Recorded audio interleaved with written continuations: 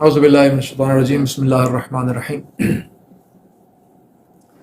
ام ایمن کے رضی اللہ تعالیٰ عنہ کے تذکرہ کے بعد، ام ایمن رضی اللہ تعالیٰ عنہ کے بعد اب تذکرہ انشاءاللہ ہوگا حضرت محمد صلی اللہ علیہ وآلہ وسلم تسلیما کثیرا کثیرا کہ جد امجد دادا عبد المطلب کا، اور وہ خواص جو عبد المطلب کے اندر تھے اور وہ بدرجہ اتم نبی اکرم صلی اللہ علیہ وآلہ وسلم کو وراثت میں ملے، اور ان کو نبی صلی اللہ علیہ وسلم نے ایک کمال نہج پہ جا کے اپنی امت کو سمجھایا، اور اپنی اگزامپل، اپنی سیلف اگزامپل خود عمل کر کے ذاتی مثال بن کے انہوں نے اس چیز کو، ان تمام خواص کو ہم تک پہنچایا تاکہ ہم اس سے مزین ہو کر اپنی آخرت کو درست کریں اور اپنی دنیا کو خوبصورت کریں۔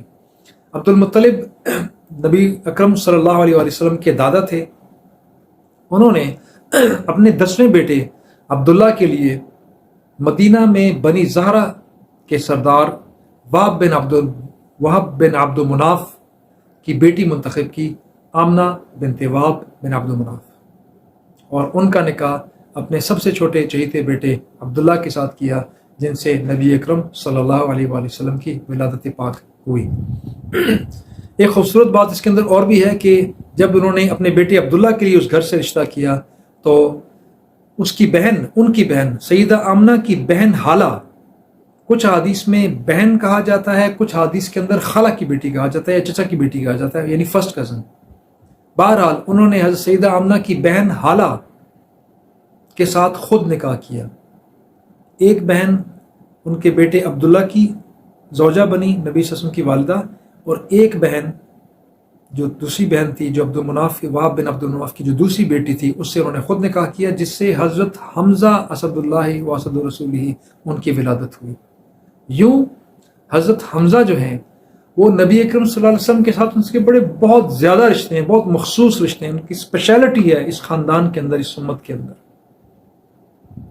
سیدنا حمزہ نبی اکرم صلی اللہ علیہ وآلہ وسلم کے چچا بھی ہیں، خالہ زاد بھائی بھی ہیں، دونوں کی مائیں بہنیں آپس میں، ایک کی ماں آمنہ، ایک کی ماں حالہ، اور دودھ شریک بھائی بھی ہیں، دونوں نے سویبہ کا دودھ پیا ہے، اور نبی صلی اللہ علیہ وسلم کے قریب ترین صحابہ میں بھی شامل ہے۔ یہ وہ مقام ہے حضرت حمزہ بن عبد المطلب کا جو کہ کسی اور امتی کو یہ فضیلت حاصل نہیں ہے۔ آپ کو پتہ ہونا چاہیے کہ حضرت حمزہ نبی اکرم صلی اللہ علیہ وسلم کے ایج میٹ تھے، ان کے ہم عمر تھے، انہوں نے بچپن اکٹھے کھیل کود کر گزارا ہے۔ انہوں نے نبی اکرم صلی اللہ علیہ وسلم کی پرورش، جب ان کے والد کا وصال ہوا تو اگلے 2 سال تک ان کی پرورش نبی اکرم صلی اللہ علیہ وسلم کی عبد المطلب نے کی، ان کے دادا نے، اور بہت خوبصورت انداز میں کی۔ 8 سال کی عمر جب نبی اکرم صلی اللہ علیہ وسلم کی ہوئی تو ان کے دادا کا وصال ہوا۔ ان کے وفات حجون میں ان کی قبر ہے، جو کہ جرول کے رائٹ سائڈ پہ ہے۔ مکہ سے آپ باہر نکلتے ہیں، مروہ والی سائڈ سے آپ باہر نکلیں، آگے کدئی آتا ہے، آپ لیفٹ پہ جائیں تو یو گو ٹورڈ جدہ، آپ اسٹریٹ جائیں تو آپ مدینہ کی طرف جاتے ہیں، اور آپ دائیں طرف دیکھیں تو حجون کا علاقہ ہے، وہاں پہ ان کی قبر ہے، یہاں پہ ان کا وصال ہوا تو وہیں پہ ان کی قبر ہے۔ عبد المطلب بہت عزت دار انسان تھے، بہت خوبصورت انسان تھے، بہت وجیح انسان تھے، ان کی جسمانی مردانہ وجاہت بہت زیادہ تھی، جس سے ابرہہ بھی امپریس ہوا تھا۔ حتیم میں ان کے لیے خاص طور پر ایک بچھونا بچھایا جاتا تھا، جس میں وہ اسپیشلی پروٹوکول ان کا ہوتا تھا، حتیم میں وہ آ کے بیٹھتے تھے۔ اس سے پتہ لگتا ہے کہ حتیم جو تھا وہ مکہ کی اس تعمیر جو نبی صلی اللہ علیہ وسلم کی عمر مبارک کے 25ویں سال میں ہوئی ہے، 35ویں سال میں ہوئی ہے، یہ حتیم اس سے پہلے موجود تھا، صرف اس کے اندر صرف ایڈیشن ہوئی تھی، ایک اضافہ ہوا تھا 4 فٹ کا، جو کہ مکہ خانہ کعبہ کا حصہ اس کے اندر آ چکا تھا۔ بہرحال حتیم میں ان کے لیے بچھونا بچھایا جاتا تھا، اور اس بچھونے میں ان کے علاوہ ان کے بیٹوں میں سے بھی کوئی نہیں بیٹھ سکتا تھا، کیونکہ یہ سردار عبد المطلب، سردار قریش کا بیٹھنے کی جگہ تھی، ان کی مسند شاہی تھی، اور اس پر صرف ننھے محمد صلی اللہ علیہ وسلم ان کے ساتھ ان کی ران پہ بیٹھے ہوتے تھے۔ یہ ان کا اسپیشل پروٹوکول تھا، اور بہت خوبصورت، بہت ہی عبادت گزار۔ ان کے بارے میں تاریخ کے اندر ہے، حدیث کے اندر نہیں، لیکن تاریخ کی کتابوں کے تذکرہ ہے کہ وہ رمضان پورا غار حرا میں گزارتے تھے۔ یہ روایت وہاں سے سٹارٹ ہوئی، جس کو نبی صلی اللہ علیہ وسلم نے بھی فالو کیا ہے۔ نبوت سے پہلے نبی اکرم صلی اللہ علیہ وسلم غار حرا میں جا کے عبادت کرتے تھے، اس کا تذکرہ انشاءاللہ بعد میں آئے گا۔ تو یہ عبد المطلب سے بھی منقول ہے کہ وہ یہ رمضان کی روٹین ان کی خانہ کعبہ غار حرا کے اندر تھی، جو کہ مکہ کی آبادی سے 3 کلومیٹر باہر تھا۔ شرک سے سخت نفرت تھی، مشرکین میں شامل نہیں تھے، بیٹیوں کو زندہ دفن کرنے کے انتہائی سخت منافق تھے، سخت مخالف تھے، اور اس کو انتہائی بے غیرتی اور بے حرمتی تصور کیا کرتے تھے۔ سخت بہادر اور غیرت مند انسان تھے، بہت زیادہ سخی اور صدقہ کرنے والے۔ ان کا کھانا کھلانا، ان کا دسترخوان مکہ میں، عربیہ میں مشہور تھا کہ عبد المطلب کے گھر میں ہر وقت ہر ایک کو کھانا مل جائے گا۔ ناداروں، غریبوں اور مسافروں کے لیے ٹھکانہ سب کو معلوم تھا۔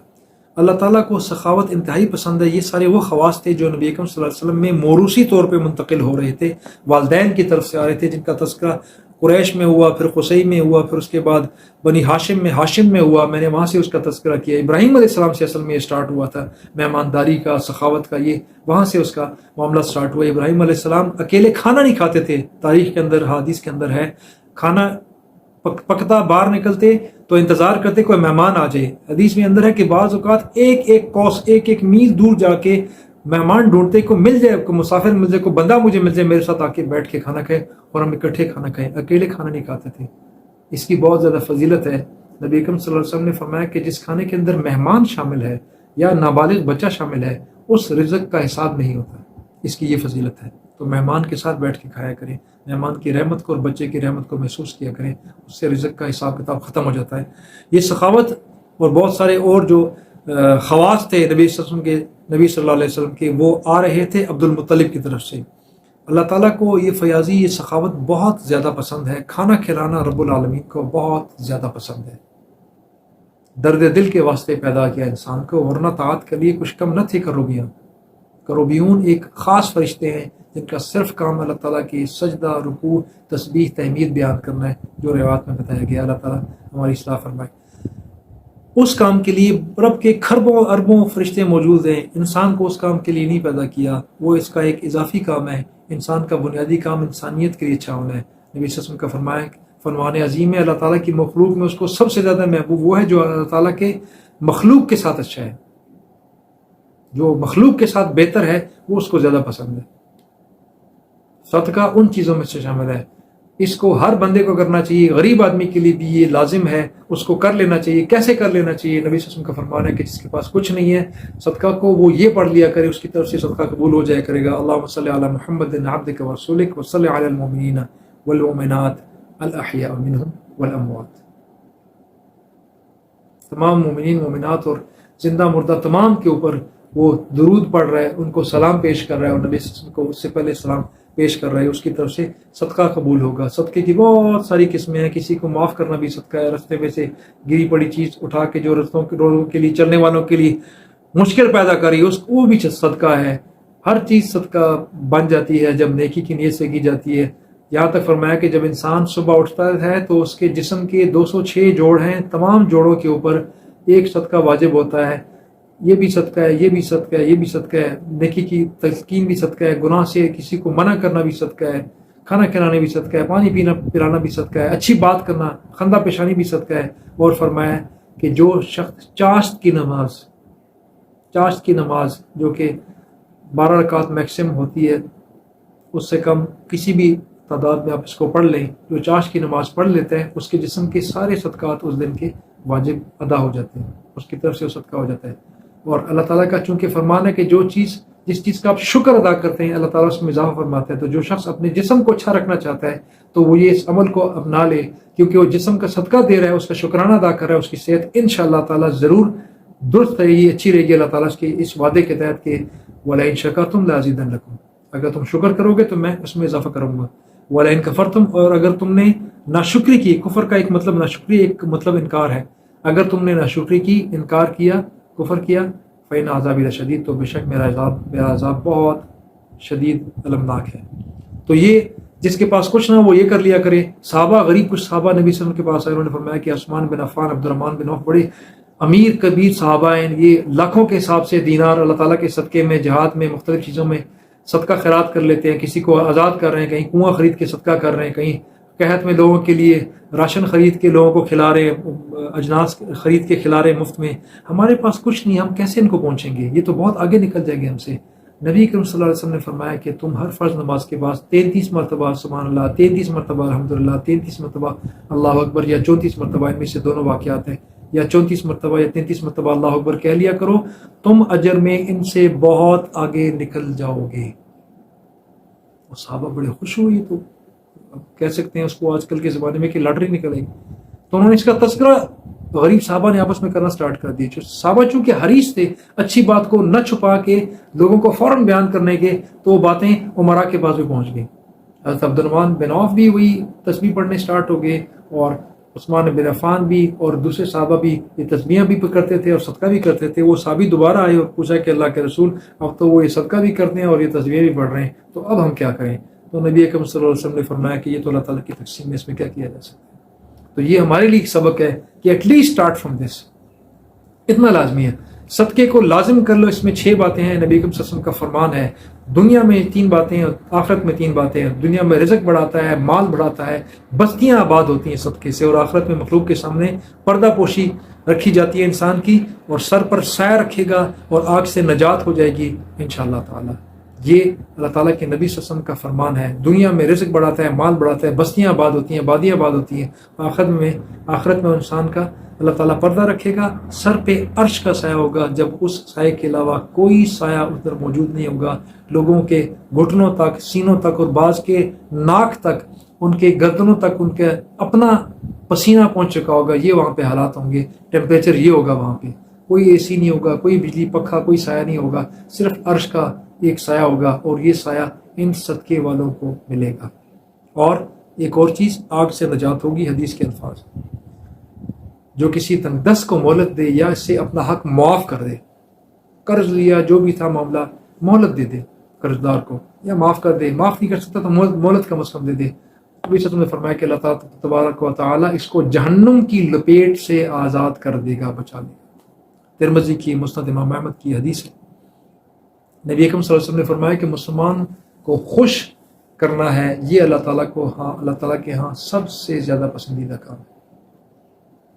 ایک حدیث کے اندر ہے کہ جس نے انسان کو سرپرائزنگلی خوش کیا، آپ نے کسی کے ساتھ ایسی نیکی کی جس کو اس کی امید نہیں تھی، بالکل اس کے لیے تیار نہیں تھا۔ آپ نے کسی کو، غریب آدمی ہے، زندگی میں اس نے سیب نہیں کھایا، آپ نے اس کو ایک سیب ہاتھ میں یکدم پکڑا دیا اور وہ یکدم خوش ہو گیا۔ کسی کا قرضہ تھا، 1000 روپے تھا، اس غریب کے پاس نہیں تھا، وہ پھسلتا جا رہا ہے، مرتا جا رہا ہے، آپ نے اس کی جگہ فوراً قرضہ اس کو 1000 پکڑایا، اس کو کہا جی یا جا کے اپنا قرضہ دے دے۔ یکدم سرپرائزنگلی، حیرت انگیز طریقے سے آپ نے اس کو یکدم خوش کر دیا۔ نبی صلی اللہ علیہ وسلم کا فرمان ہے جس نے یکدم کسی کو خوش کر دیا، ایسی نیکی کی اس کے یکدم خوش ہو گیا، اللہ تعالیٰ اس خوش کرنے والے کے تمام گناہوں کو صاف کر دیتا ہے۔ اتنا بڑا اجر ہے۔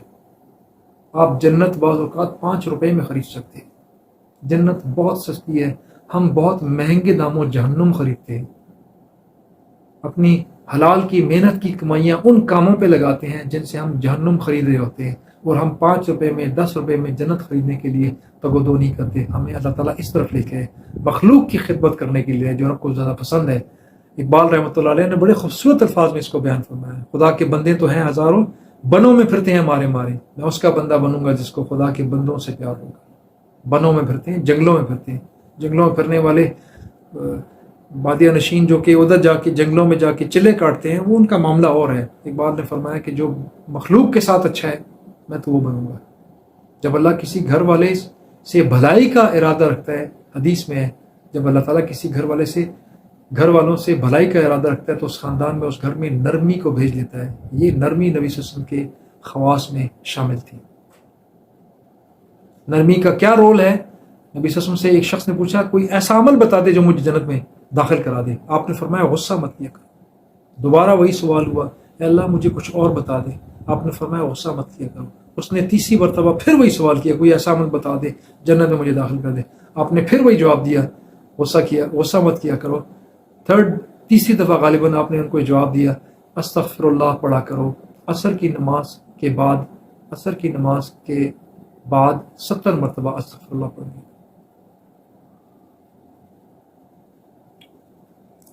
اس کا تذکرہ ایک جگہ پہ 70 مرتبہ بعد میں ہے، اکثر جگہ پہ عصر کی نماز سے پہلے ہے۔ 70 مرتبہ استغفر اللہ پڑھ لیا کرو، اللہ تعالیٰ تمہارے 70 برس کے گناہوں کو، اس کا کفارہ ادا ہو جائے گا اس استغفر اللہ پڑھنے سے۔ صحابی نے کہا اللہ کے رسول میرے تو 70 سال کی زندگی نہیں، میں نے اتنے گناہ نہیں کیے۔ تو آپ نے فرمایا تیرے والدین، تیرے ماں باپ کے گناہ 70 سال کے معاف ہو جائیں گے۔ اس نے فرمایا میرے ماں باپ کے بھی اتنے گناہ نہیں، ان کی بھی عمر 70 سال نہیں ہے، تو آپ نے فرمایا تیرے بھائیوں کے بہن بھائیوں کی گناہ معاف ہو جائیں گے، یعنی اللہ تعالیٰ اس کا ریوارڈ ضرور دے گا آپ کو اس استغفر اللہ پڑھنے کا۔ اور پہلے کیا فرمایا؟ غصہ مت کیا کرو۔ آیت الکرسی کے بارے میں نبی صلی اللہ علیہ وسلم کا فرمان ہے کہ جو آیت الکرسی ایک دفعہ پڑھتا ہے اللہ تعالیٰ اس کی حفاظت کے لیے فرشتہ مقرر کرتا ہے، جو 3 دفعہ پڑھتا ہے اللہ تعالیٰ اس کی حفاظت خود اپنے ذمہ لے لیتا ہے، فرشتے کو سائڈ پہ کر لیتا ہے اور اللہ تعالیٰ خود اس کی حفاظت کرتا ہے۔ فرشتے اس کے لیے استغفار کرتے ہیں اگر اس نے 3 مرتبہ استغفر اللہ 3 مرتبہ آیت الکرسی پڑھی ہوتی ہے، اور اگر 10 مرتبہ لگاتار آپ آیت الکرسی پڑھتے ہیں اللہ تعالیٰ کی اس کے اوپر نظر رحمت ہو جاتی ہے اس پڑھنے والے کے اوپر، اور پھر وہ اس کو عذاب نہیں دیتا۔ حدیث کے الفاظ ہیں 10 مرتبہ آپ نے آیت الکرسی پڑھی، اللہ تعالیٰ کی نظر رحمت آپ کے اوپر ہوگی اور اس کے بعد اللہ تعالیٰ عذاب نہیں دیتا۔ یہ آیت الکرسی پڑھنے کا اجر ہے۔